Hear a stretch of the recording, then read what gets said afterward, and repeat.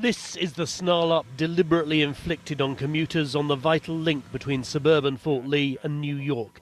It lasted 4 days, a painful, slow, crawling punishment for their mayor who wouldn't back Governor Chris Christie's re-election campaign. It looks like there might be a tie-up on that inbound lower level of the bridge. Today there was none of the usual brash, bluff confidence. It was a contrite Christie who sacked the woman responsible. I am embarrassed and humiliated by the conduct of some of the people on my team. The victim of the AIDS plot claims the scandal says a lot about Christie. Venomous, petty political politics. So there's a distinction between whether or not I find the governor to be sincere and truthful and honest and forthright, and there's a distinction between whether or not I believe that there's a culture that was created that would allow these folks to do this.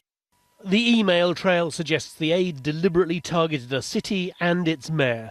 "Time for some traffic problems in Fort Lee," she wrote to a friend in the Port Authority. "Got it," he replied. 2 lanes on the bridge were closed and a 4-day traffic jam followed. When the mayor desperately appealed for help, one email read, "Is it wrong that I'm smiling?"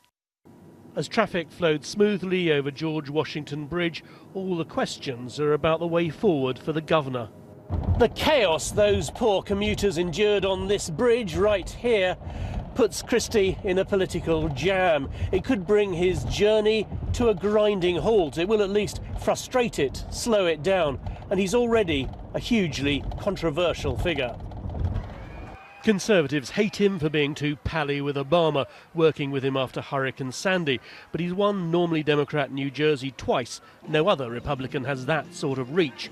But despite his bipartisan appeal, he relishes confrontation. Some call it bullying. In Fort Lee, there are mixed feelings whether he's the sort of stuff presidents are made of. People around him felt empowered because he's a bully. They feel they can do whatever they want. So I'm glad they're getting his comeuppance now. Up until now, I was thinking that he's a viable candidate. Now I'm going to have to look into it much more carefully. American politics is littered with promising careers broken by scandal, but also with tales of redemption. Chris Christie's story isn't over yet. Mark Muddell, BBC News, New Jersey.